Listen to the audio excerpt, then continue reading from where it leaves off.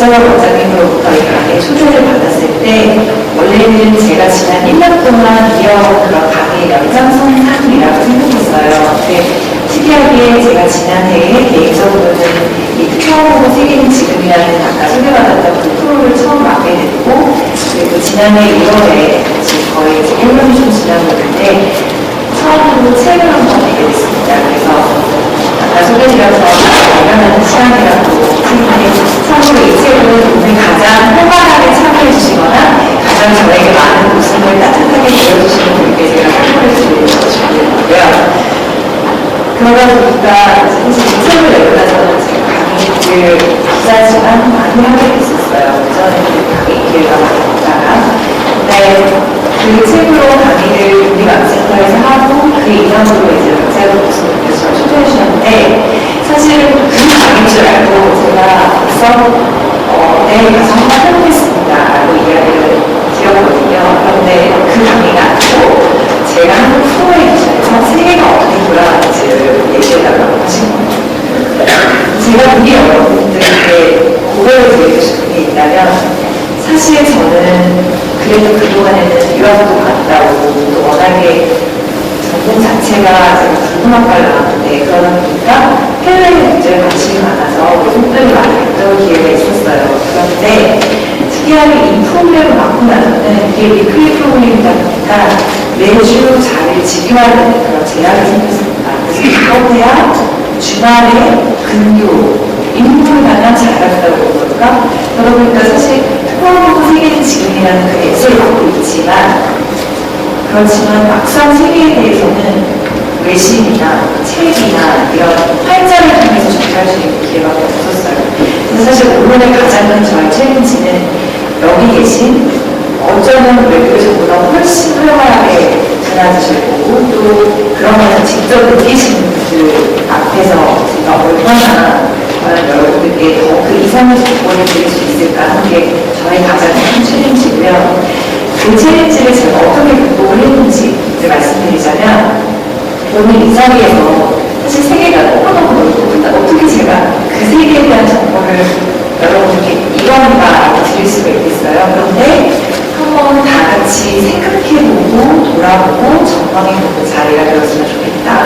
그 마음으로 오늘 아침 이 자리에 섰다는 말씀을 드리고 싶습니다. 아까 말씀드렸던 제 책 관련된 이야기인데요. 사실은 제가 이 책에 대해서는 말씀드릴 생각을 원래 안 하고 있었는데요.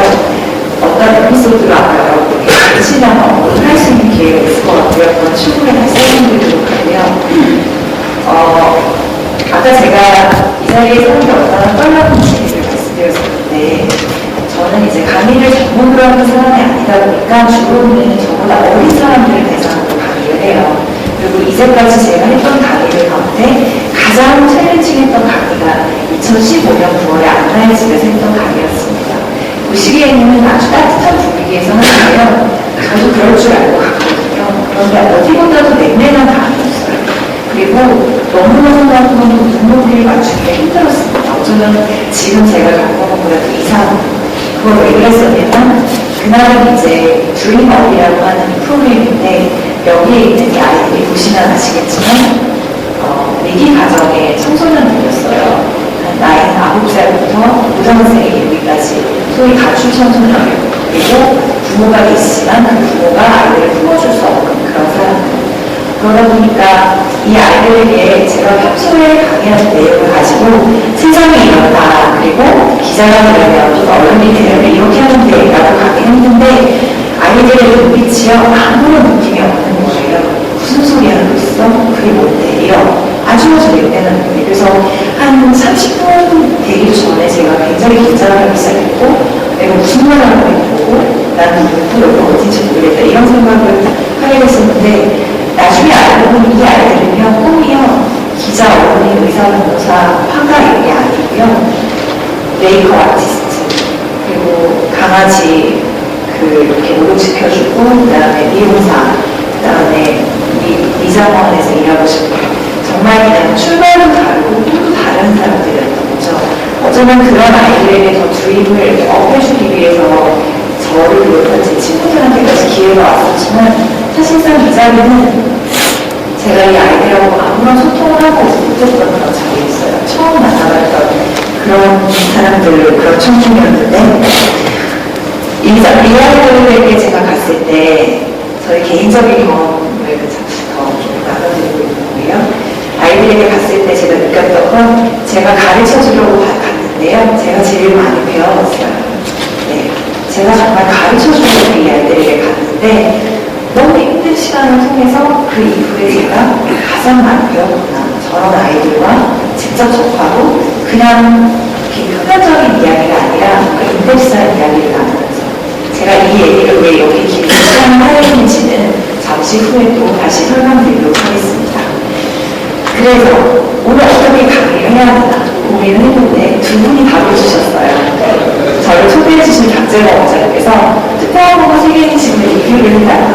지금 1년 가까이 방송을 하고 있으니까 지난 1년 동안 KBS 국제 뉴스팀에서 어떻게 뉴스를 다루는지를 한번 좀 다시 한번 돌아봐라.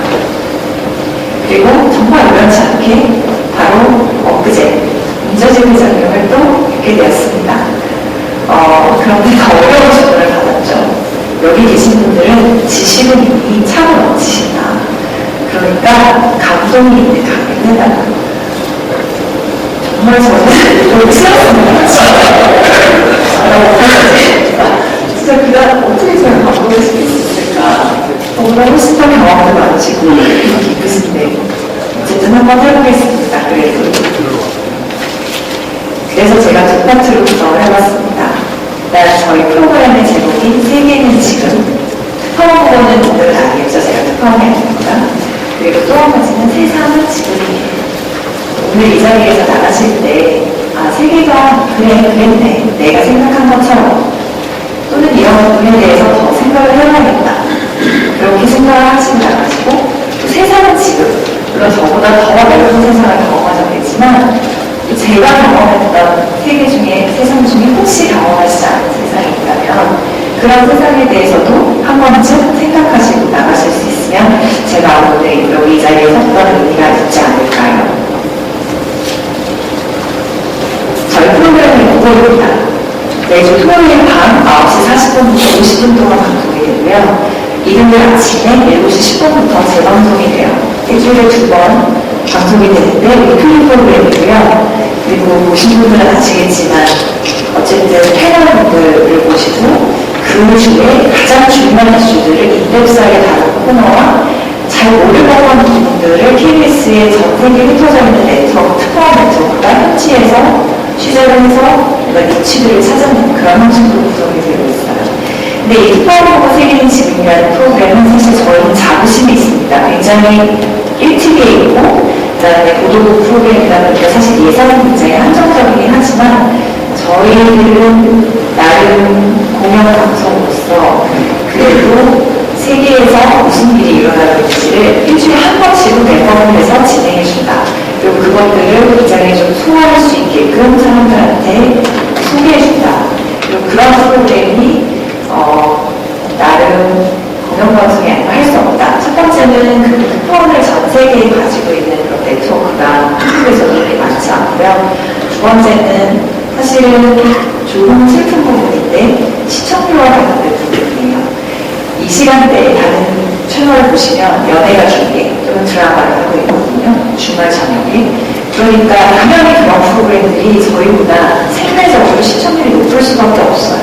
그러다 보니까 저희 프로그램은 아무리 시청률이 높아도 현재 같은 경우는 사실 10%를 얻기 힘든 상황에서 그 시청률이 되게 들어가는 수익 예산은 굉장히 크거든요. 그러다 보니까 일반화분들은 아마 그런 투자를 하지 않을지도 몰라요. 그런데 어쨌든 저희 방송이 수십 년으로 운영된 공영방송이다 보니까 저희는 굉장히 여기에 있어서 사명감을 가지고 이 프로를 운영하고 있고요. 어려운 점은 있어요. 여기 계신 분들을 대상으로 프로를 만든다면 아마 저희 프로그램은 훨씬 더 하이 퀄리티가 될 거라고 생각이 들어요. 그런데 저희 방송은 지역에 계신 그리고 외국에 한 번도 못 가봤지만 그래도 나는 국제사회에 관심 많아 이런 분들도 보시거든요. 그러다 보니까 그 눈높이를 맞추는 게 저희가 굉장히 어렵습니다. 지금부터는 지난해 그리고 올해에 대해서 세계적인 전망을 해볼 텐데요.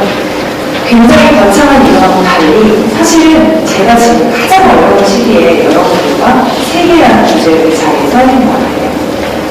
1월 1일이 지난 후 첫 번째 방송으로 저희가 특집을 했었거든요.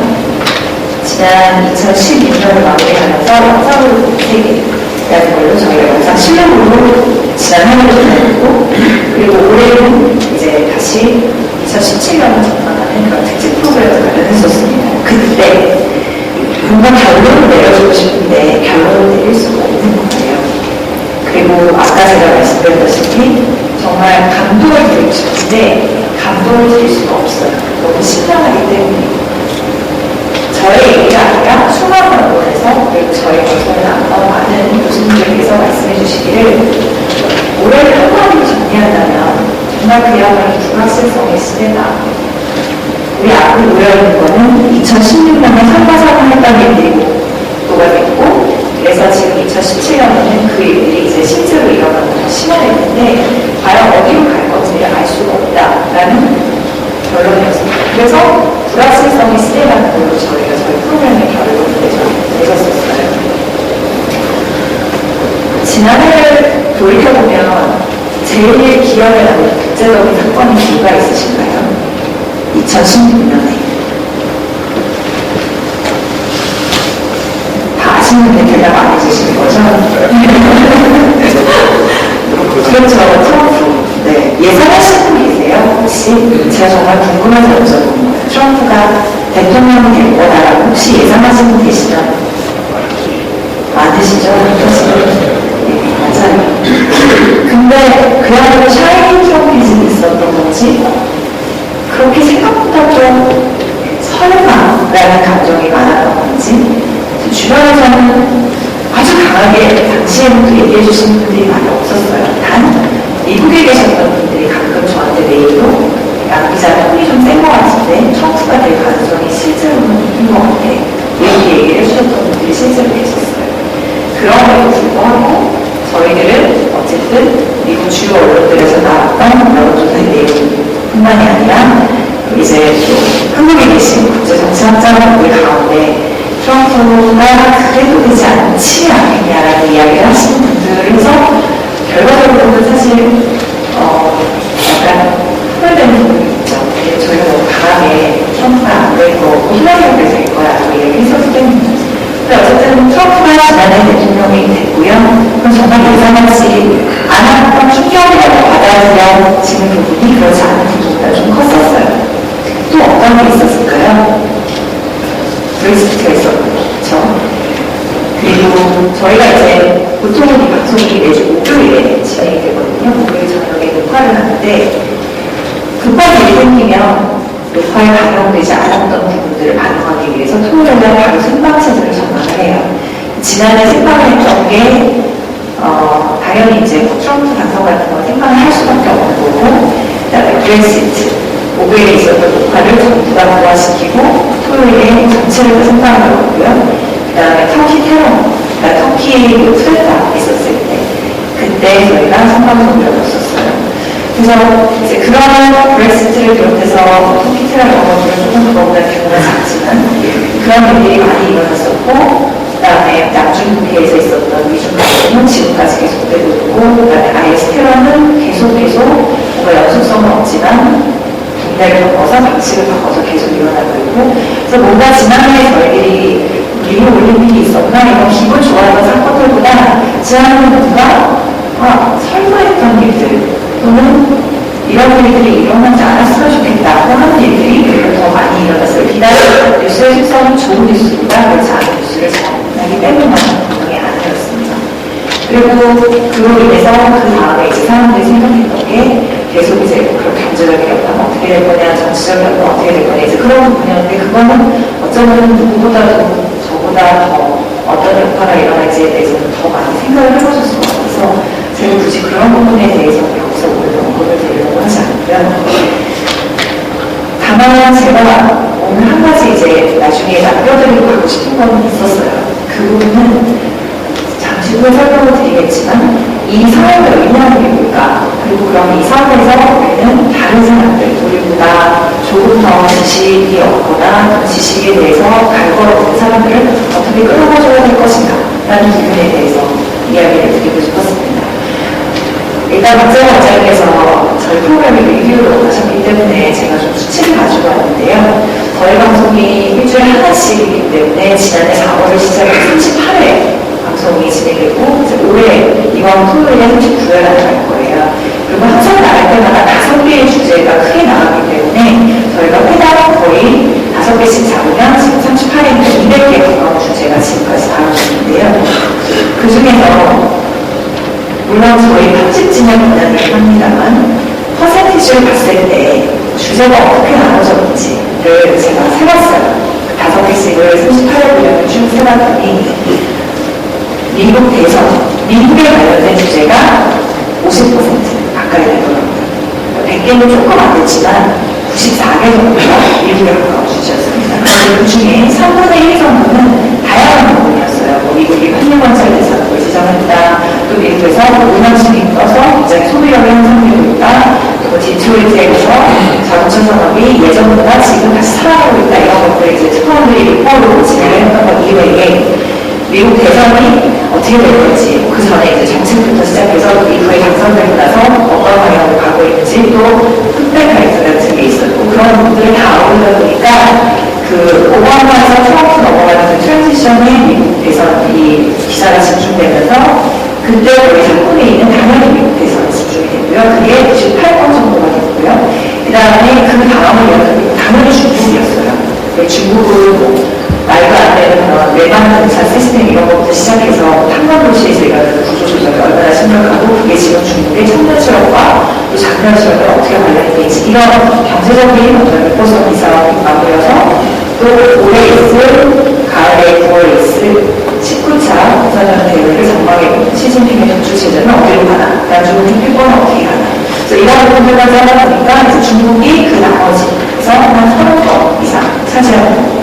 그 다음에 거기서 나아가서 이제 미국과 중국 간의 남중국해에 들러서 갈등에 대한 기사들이 한 5번 정도가 있었고, 그리고 그 다음이 이제 유럽이었습니다. 나머지들이 유럽이었는데, 유럽은 아시다시피 올해 지금 굉장히 정치적인 변화가 있죠. 물론 지난해에도 브렉시트가 있었고, 그렇지만 올해는 지금 당장 다음 달에는 네덜란드 총선이고요. 그 다음에 4월에 프랑스 대선이고요. 그리고 올 9월에 미국 총선이 있고, 이탈리아도 역시 총선이 예정되기 때문에 그런 부분에서 한 가지 흐름을 가지고 계속 저희가 유럽을 주시하고 있습니다. 어떤 흐름이냐? 극우파 포퓰리즘의 특세죠. 그리고 그 이면에 또 그 다음에 다른 일들은 지난해 있었던 미스테러가 있었고, 독일 있었고, 또 독일 크리스마스 마켓테러 있었고, 그리고 그 테러리스트 연결해서 그럼 이제 IS 중동으로 넘어가면 당연히 난민 문제 있고, IS가 계속 죽을 듯 살 듯 하면서 지금 거의 발언을 하고 있는 그런 관계가 있고요. 그러다 보니까 이게 사실은 저희가 이렇게 크게 지금 말씀드릴 때 한 가지 그 트렌드가 있다면 큰 주제들을 이렇게 잡고 있으면 당연히 세상에 얽혀있다라는 말이 실감나게 그냥 지금 그 어느 때보다 옮겨서 테러가 났대. 어디서? 유럽에서.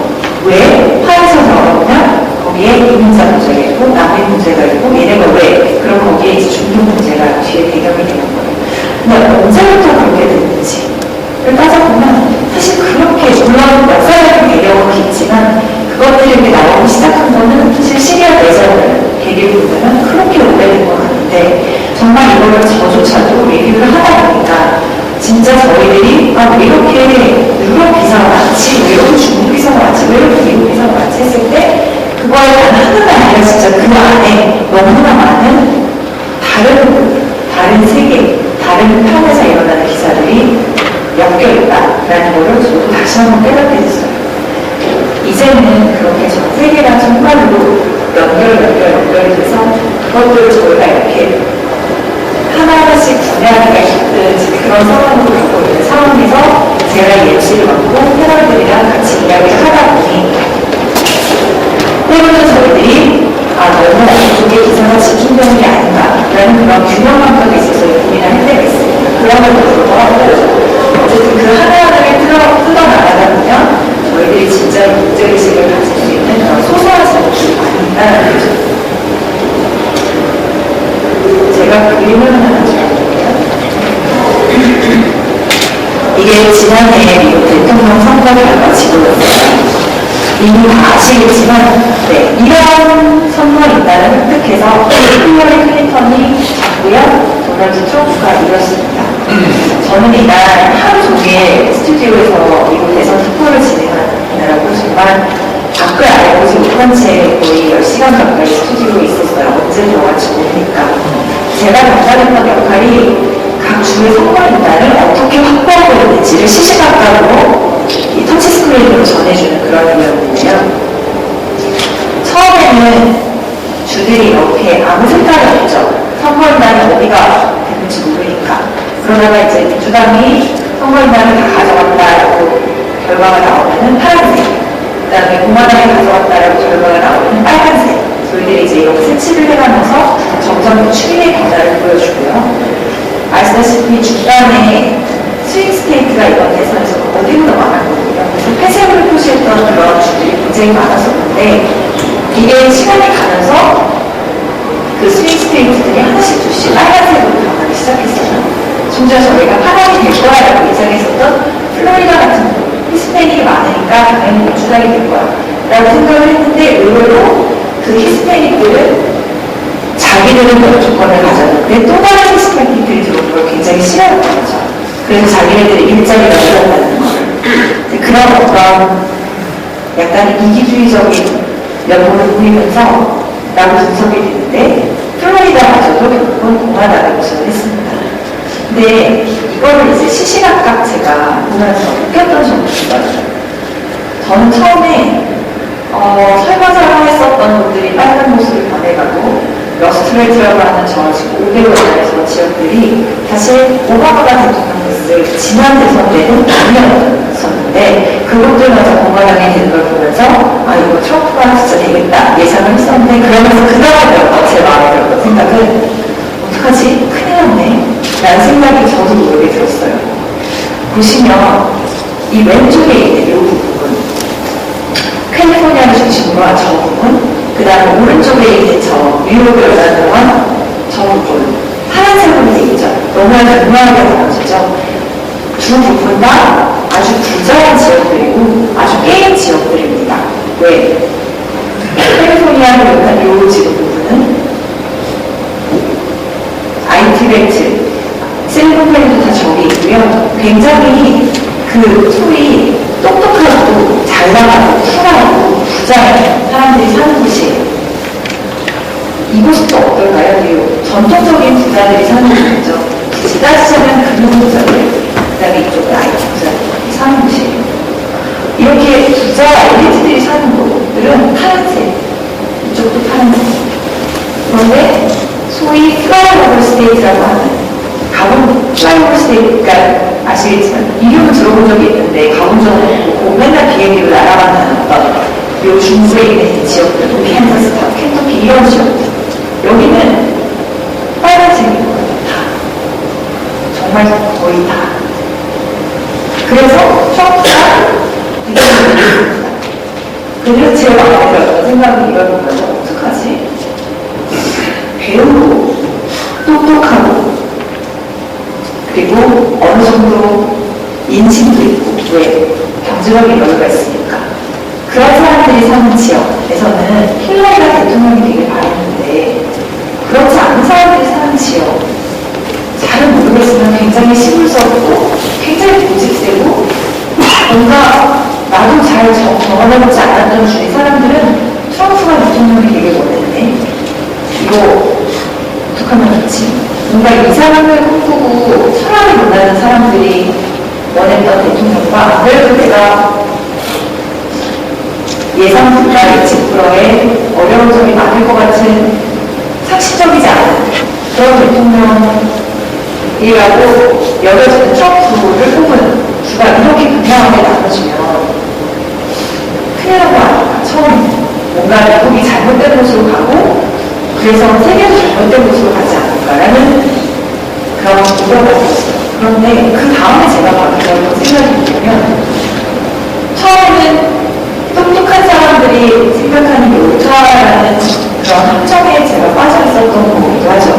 그런 지지한 사람이 대통령이 안 되고 그렇지 않은 사람들이 지지한 사람들이 대통령이 됐으면 세계는 더 압박해지고 더 이기적이 되면 어떡하지라는 그런 솔직한 고민에 있었는데 그 다음에 든 생각은 어쩌면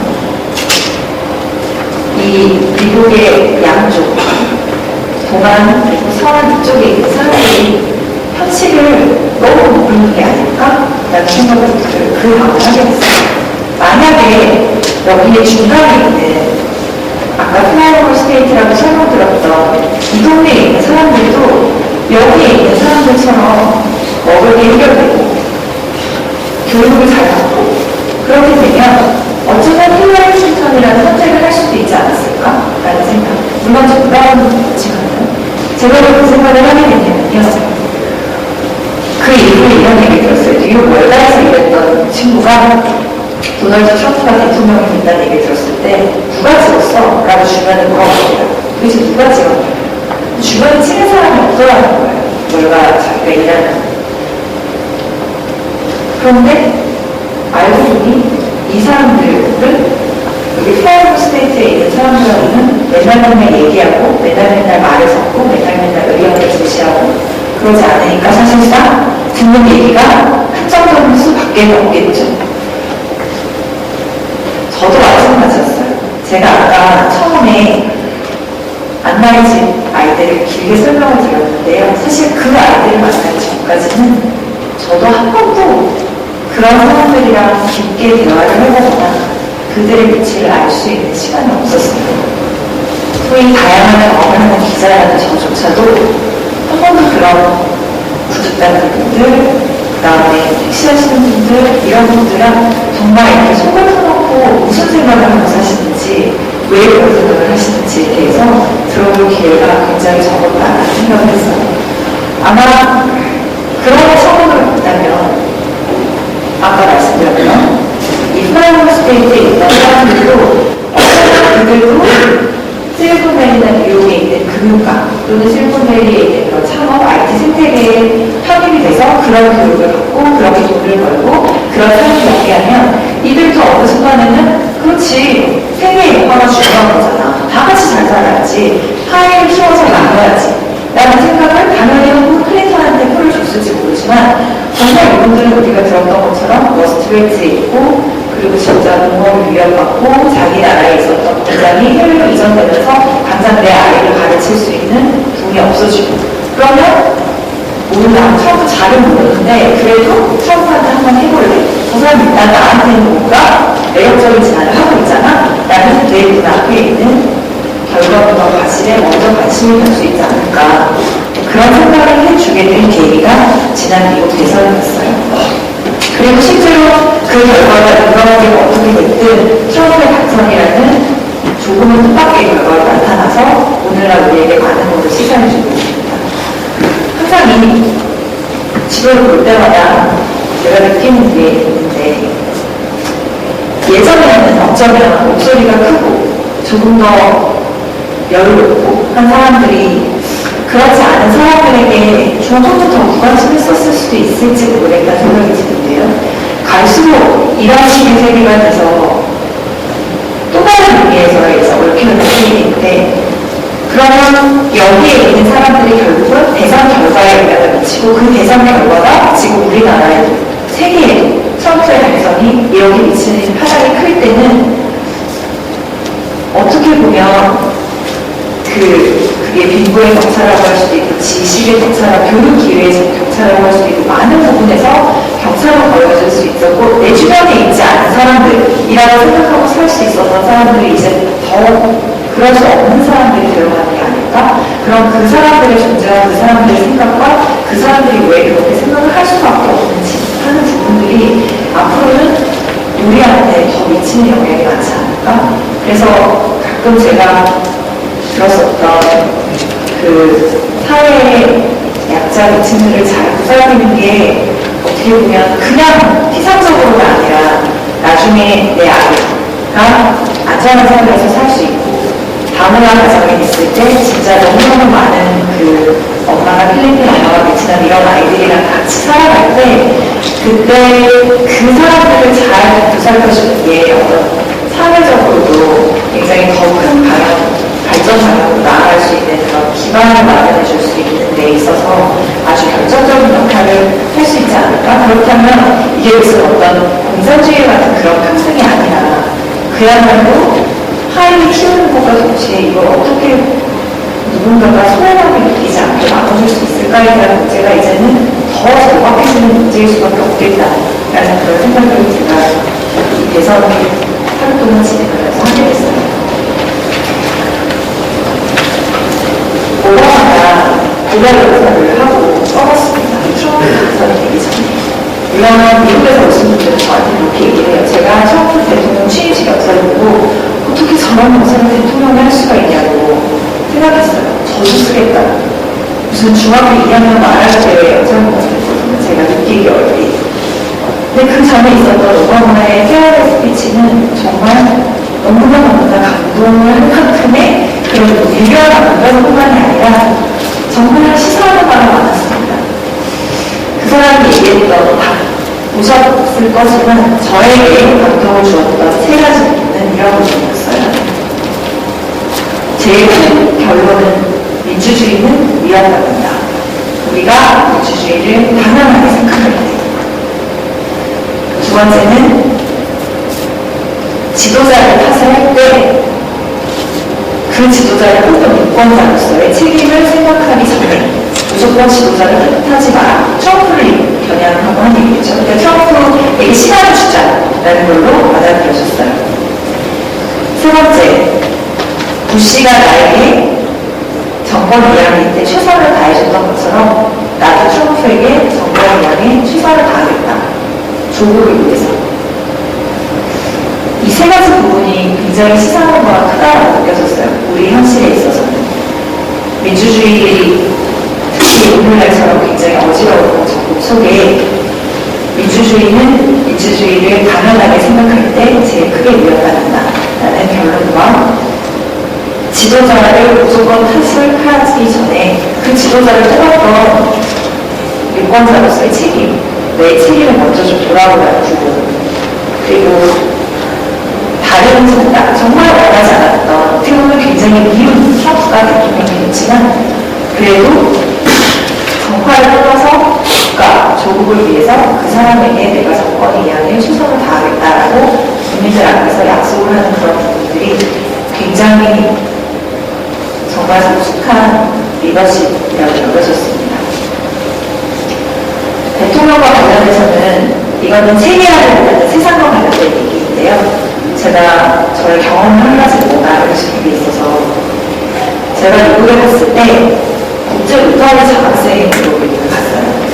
근데 아시겠지만 루터리 재단은 가면 현지의 샤프론이라고 보호자를 항상 지급을 해줘요. 그래서 저희 보호자는 지역신문을 운영하고 계신 여성 CEO가 계셨는데 어느 날 그분이 저를 데리고 월마트에 쇼핑을 하시고 계셨어요. 그러면서 오바마가 욕하시더라고요. 같이 대통령인데 오바마의 정책이 정말 마음에 안 든다. 결국은 일자리를 창출하는 사람들이 국가를 살리고 경제를 지탱하는데 오바마는 지금 일자리를 살리는 중산층에 대한 배려가 너무 약한 것 같다. 그래서 자기는 오바마가 정말 마음에 안 든다라고 막 불만을 하시는 거예요. 그때 제가 저희 아주머니시니까 감사. 저는 덩달아서 오바마에 대해서 별로 좋지 않은 얘기들을 맞장구를 쳤어요. 실제로 저는 오바마를 좋아하지만 아줌마의 귀를 맞춰드리고 싶었기 때문에. 근데 갑자기 아줌마가 오바마 하시더니 오른쪽에 앉은 저를 딱 쳐다보시는 거예요. 그러니 그때 그분이 저한테 뭐라고 하셨냐면 I don't like Obama, but I respect his president. 저는 그렇게 말씀하셨어요. 제가 그 순간 깜짝 놀랐어요. 뭐라고 말을 해야 되나?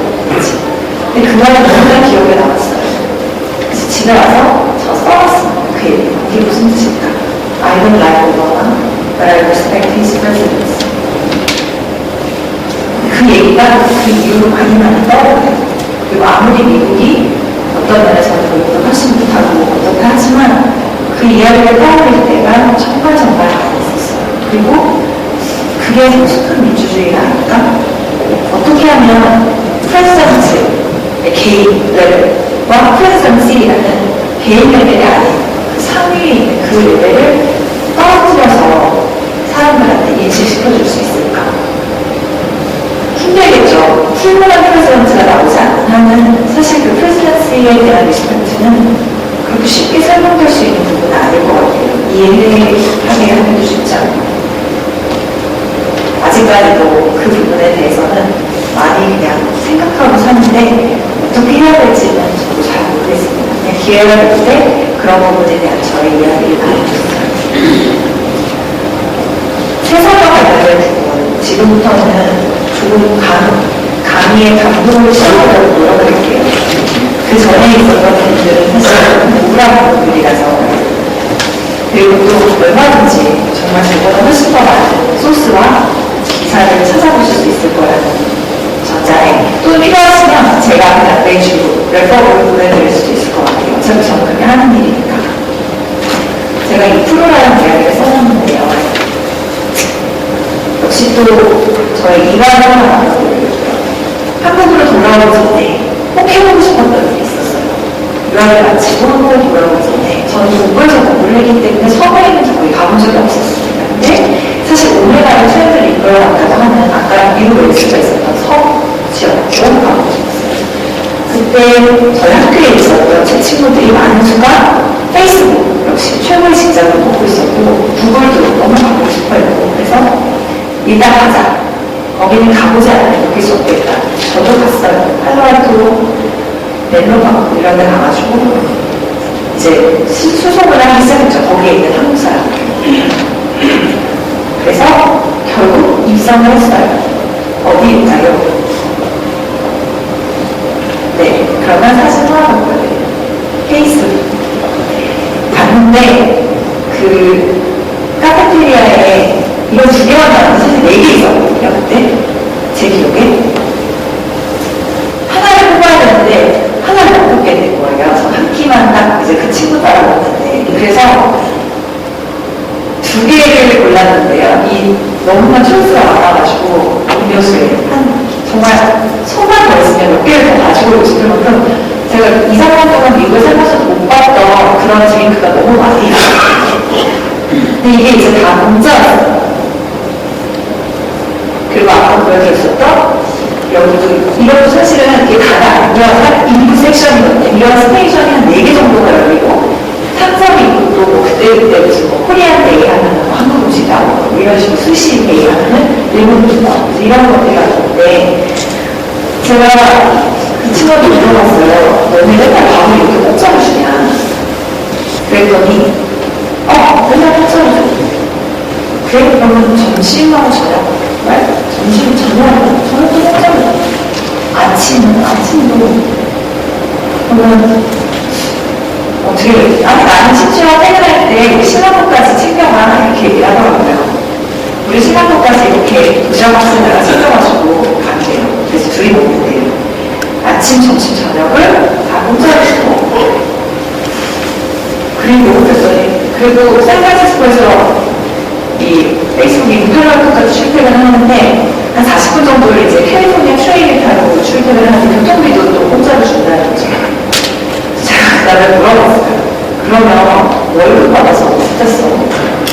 교통비 다 회사에서 주고 밥 3끼 다 주면 게다가 신혼부까지 그렇게 가져갈 수 있게 해주면 너는 월급을 어디다 쓰냐? 그랬더니 그 친구가 또 저한테 여행 이렇게 답을 하는 거예요. 여행. 근데 저는 사실 1년에 한 달을 하는 저로서는 도대체 여행을 어떻게 하길래 월급을 다 여행에다 쓴다고 말을 하나? 그랬더니 우리 회사에서는 사람이 없어지면 2개월, 3개월은 기본이에요. 그렇게 얘기를 하더라고요. 그래서 소위 베케이션 바캉스라는 거를 얘기하는 거예요. 몰아서 한 2개월 정도 휴가를 가는데 근데 갈 때 회사에서 조금 특이한 과제를 하나씩 준다. 가서 몰아서 놀고 가도 되는데 올 때 뭔가 창의적이고 특이한 생각 하나 가지고 가. 그런 팀장이 그런 태스크를 준대요. 이건 제가 실제로 페이스북에서 지금도 일하는 한국 여직원분이 들은 얘기예요. 그런데 그 사람한테 태스크를 수주를 주면 사람들이 정말 되게 특이한 곳으로 여행을 가서 아주 특이한 형태의 여행을 하고 오면서 그 과제에 대한 답을 가지고 온다는 거죠. 창의적인 문제와 창의적인 해답. 그러면 대부분 아까 제가 2%라고 말씀을 드렸지만 98%는 실패한대요. 실제로 그게 실행 단계에 들어갔을 때 98%는 먹히지도 않고 너무나 호황되기도 하고 실패를 하는데 그거는 2% 정도가 성공을 한다는 거예요. 그래서 그게 그 98%의 실패를 담보할 정도의 큰 성공입니다. 그거에 대한 믿음이 자기네 팀에 있고 회사에 있기 때문에 자기가 봤을 때는 결국 페이스북이 지금 우리 이 사회를 선도하는 그룹으로 나갈 수 있는, 기업으로 나갈 수 있는 힘이 거기에 있는 거 아닌가. 그것도 그 중에 하나의 큰 저력이 되지 않을까라는 이야기를 한다는 얘기를 저한테 해줬습니다. 그래서 오늘날의 세상은 그 이후 제가 한국에 돌아온 다음에는 언제 그런 일이 있어서 설마라는 세상에 지금 살고 있지만 아직도 창의력, 창의성을 어떻게 하면 되고 실제로 그런 기업들이 어떻게 그렇게 앞라인 개척해가고 새로 생각해보지 못했던 것들을 만들어내느냐 그 기결에 대해서 이야기를 할 때 제가 항상 생각해보는 또는 생각나는 그런 부분의 이야기예요. 또 하나의 이야기는 아시겠지만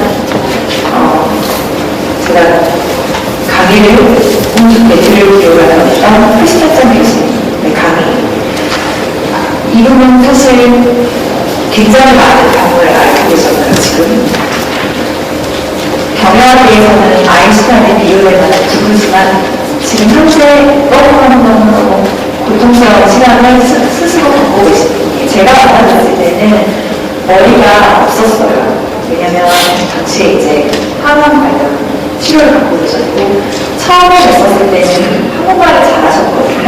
이분이 그 평화부터만 이러고 오셔서 사실 국창성이라는 한국 이름을 가지실 만큼 우리말을 잘하시는데 두 번째 뵀을 때는 스트로크가 이후에 한국말을 다 잊어버리셔서 더 이상 이제 한국어로는 대화가 좀 불가능한 그런 상황인데요. 이분이 4차례 걸친 시리즈 강의를 하신 다음에 맨 마지막 날 강의 시간에 저희한테 앞으로 15분은 내가 더 이상 사회적 혁신 이론이라든지 이런 얘기 안 하고 너네한테 내 인생에 대해서 이야기를 해줄게 라면서 마지막 15분을 주셨는데 그때 저희가 해주셨던 제목이 100%보다 80%가 어렵다라는 얘기였어요. 이분은 원래 강의의 제목은요 결론이었고 어떻게 내가 감옥에 가지 않을 수 있었을까라는 제목이었거든요. 근데 그런 것이 이분이 하버드 경영대학 안에서 수학할 때 당시에 N사의 회장이었던 친구 또 한 사람은 하버드 연구였던 친구가 두 사람이 있었대요. 근데 결국 그 두 사람은 나중에 유명해진 이후에 감옥에 갔다는 거죠. 근데 자기가 자기의 부부들 두 사람이 굉장히 성공 가능을 한 명은 제일에서 한 명은 저기에서 가던 사람들이 교도소에 간 걸 보고 생각했대요. 저들은 왜 교도소에 갔고 나는 왜 아웃 오브 제일일 수 있나? 교도소에 안 갈 수 있나? 그리고 돌이켜봤더니 그거였었을 때 그 두 사람, 하원이었던 한 사람과 옆에 상상이었던 친구 그 두 사람은 결코 나쁜 사람이 아니었다는 거죠. 진짜 나이스 피플이었대요. 그런데 똑똑하고 착하고 성품적으로. 근데 나중에 그 사람들이 왜 감옥소에 갔는지를 자기가 경험을 통해서 생각을 결론을 내려보니까 결국 100%보다 98%가 오히려 어렵다라는 결론에 이르렀다는 거죠. 이게 사실은 이해가 저도 어려웠어요. 우리는 항상 2% 부족해라고 얘기하면서 늘 얘기를 갖고 나기 때문에 그런 관점에서 보면 사실 100%가 어렵지 어떻게 98%가 어려워. 라는 어떤 완성도의 측면에서 생각을 하는데 이분이 얘기했던 건 사람들이 항상 100을 지키는 건 너무 어려우니까 한 번만 이라는 부분이 쉽게 빠진다는 거. 이건 한 번만 괜찮겠지? 이렇게. 실제로 자기도 생활을 하면서 생활에 아주 중요한 부분 또 아주 마이너한 부분에서도 많은 경우에 이번 한 번만이라는 유혹에 쉽게 빠졌다는 거죠.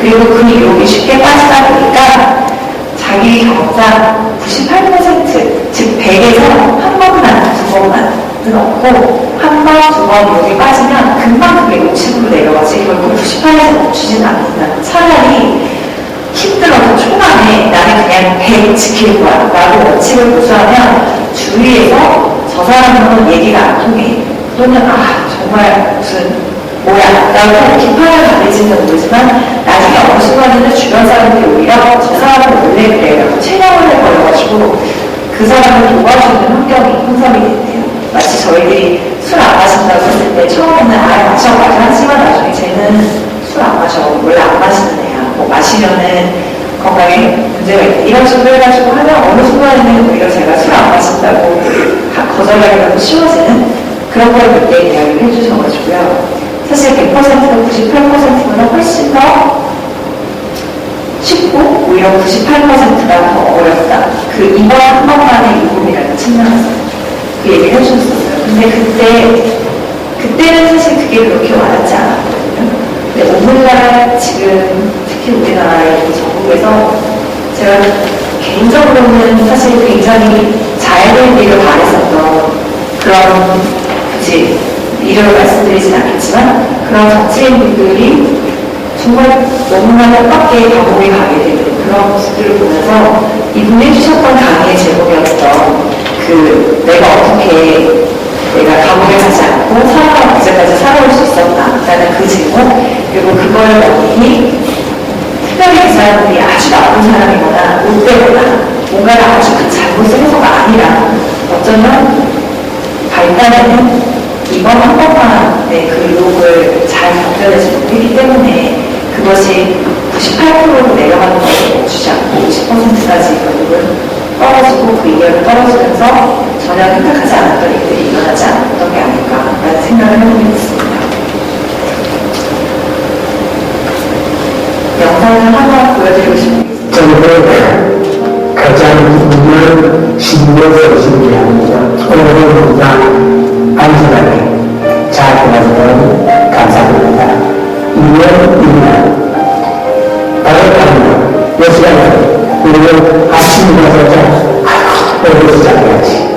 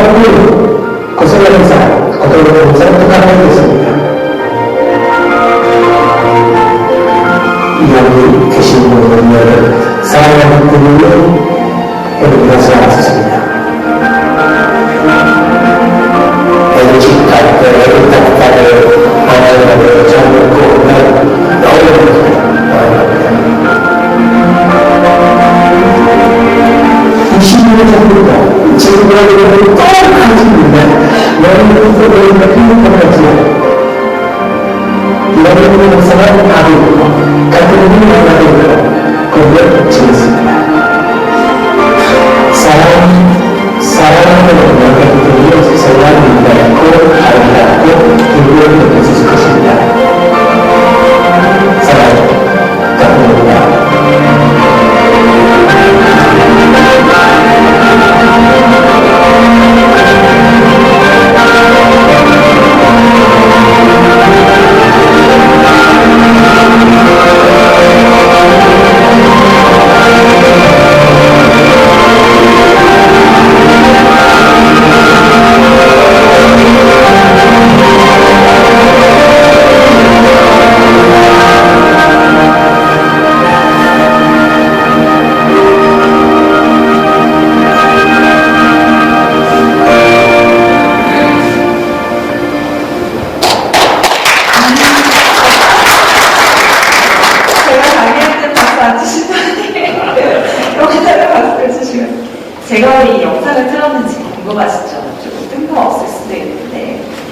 개인적인 의미 한 가지가 있고, 그다음에 여러분께 드리고 싶은 메시지가 한 가지 있어서 사실 피날레로 영상을 보여드리는 저의 개인적인 의미는 제가 강의를 시작하면서 책을 내고 강의를 시작하게 되면서 스스로 했던 약속이 있었어요.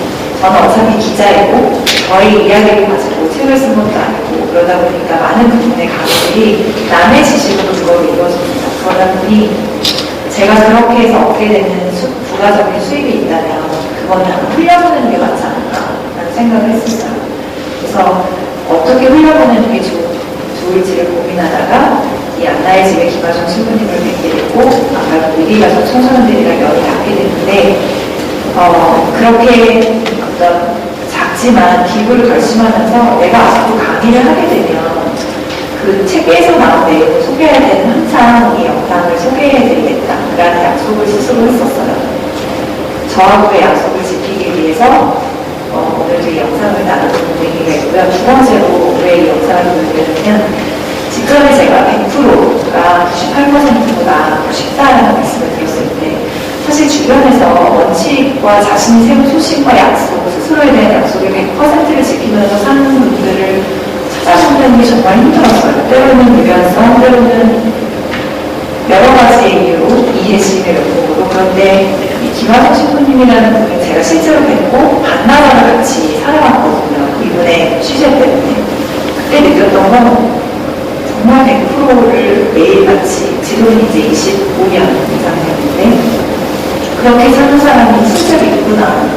그리고 그 전에 저는 삶은 매일 달라져야 된다라는 어떤 강박 속에 살았는데 삶을 100%로 살아야 된다면 매일 달라지지 않고 일상이 반복되는 삶이라도 충분히 의미가 있을 수 있다고 생각을 했어요. 마지막으로는 여기 계신 분들께 제가 존경을 담아드리고 싶었던 말씀이 이분이 그런 얘기를 하셨어요. 처음에 한국에 왔을 때 한국이 정말 못 사는 나라일 줄 알고 왔는데 생각보다 너무 잘 살아서 놀랬다. 그 이후에. 그래서 자기의 왜 내가 한국에 왔는지 헷갈렸는데 그걸 보니까 그런 노숙인들이 오기 시작해서 성남에 그냥 자리 잡고 노숙인들을 위한 무료급식소를 한강 짓고 시작을 했는데 지금은 컸지만 이 오는 과정에서 지금도 너무나 많은 사람들이 자기를 지탄한다는 거예요. 너 때문에 우리 동네에 노숙자들이 모인다. 나가라. 충분히 이해하실 수 있는 그런 상황이죠. 그런데도 그걸 굴하지 않고 지금은 그거를 하나의 시스템화된 생태계를 꾸려내신 거죠. 그야말로 진정한 안트프레너는 이런 분이구나라는 생각을 제가 했었는데요. 아마 여기 계신 분들을 믿으시고 안트프레너라고 하시니까 세상을 끌어나가시는 데 있어서 수많은 도전들이 있으실 거라고 저는 생각을 해요. 그런데 제가 배우고 제가 알고 있는 리더들은 그 많은 도전에 수많은 생채기가 나고 상처를 입지만 그럼에도 불구하고 자기가 믿는 꿈, 비전, 소신을 향해서 나가는 그런 사람들이 있어요. 착한 사람도 아니고 이해심이 많은 분들도 아니었고요. 그냥 무직하게 내가 바라봤던 초심에서 봤던 그 비전을 가지고 가는 과정에서 수많은 비판과 비난과 생채기가 나더라도 그걸 감수하고 앞으로 나아가는 거예요. 그걸 통해서 미움을 받을지언정 존경을 받아내는 그런 분들이었어요. 근데 취재를 하면서 제가 지금도 다음 달에 이제 아이콘이라는 인터뷰를 기획하고 있는데 진짜로 우리 사회에 어른들이 많이 없구나. 계시는데 말씀을 안 하시는 걸 수도 있고요. 사회적인 분위기 때문에 진짜 많이 바뀝니다. 지난해 미움받을 용기라는 책이 아주 베스트셀러였는데 왜 그런 책들을 사람들이 많이 읽으면서 정말로 자기의 목소리를 내는 곳에는 굉장히 주저하고 있는지 모르겠다 이런 생각이 많이 들었는데요. 그런 의미에서 오늘 뵙게 된 여러분들을 존경한다고 말씀드리고 싶고 그리고 앞으로도 제가 꾸준히 찾아가고 알릴 수 있는 그런 어른들이 되어주셨으면 좋겠다는 말씀드리고 강의를 마칠까 합니다.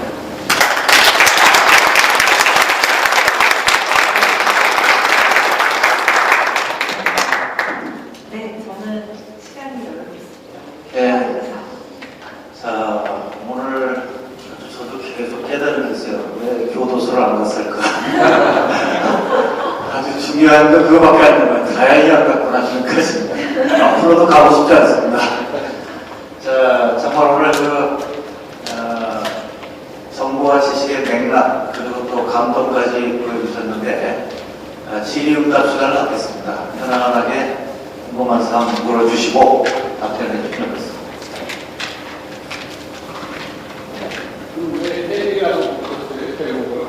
네?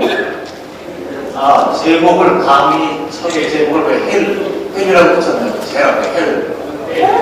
제가 헬이 나오면 헬로였어요. 그거 헬로가 이렇게 되는 거구나. 이 클럽을. 네, 저는 헬. 앞으로 한번 보여주세요. 해야겠네요.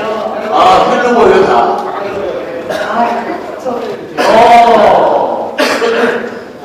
그래, 독특하네.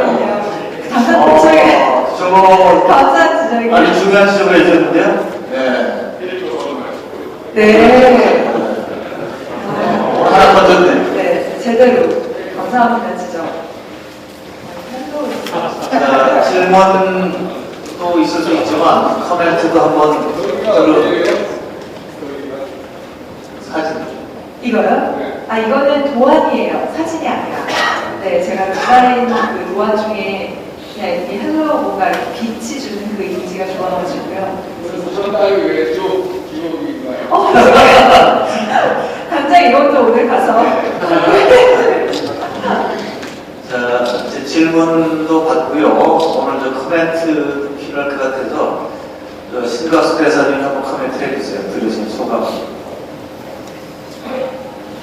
네, 강의 잘 들었습니다. 사실 우리 유 회장님이 제일 젊은 연사라고 소개를 했는데 강의 내용을 들으니까 제일 젊은 분이 아닌 것 같아요. 굉장히 메시지가 분명한 것 같고 우리 사회가 지금 당면하고 있는 여러 가지 정치, 경제, 사회, 문화, 교육 하는 문제들이 있는데 그 문제의 본질을 꿰뚫는